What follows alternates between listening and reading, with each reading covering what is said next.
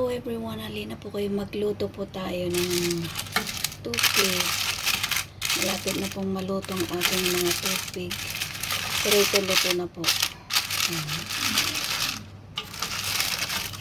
Ito po siya, naluto na.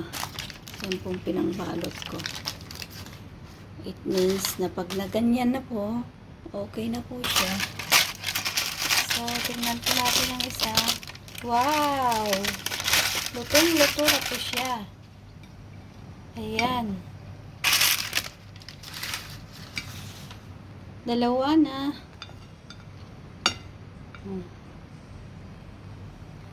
Okay, have a great time to everyone. Thank you so much for watching. Kain po tayo. Ganito po ang outcome.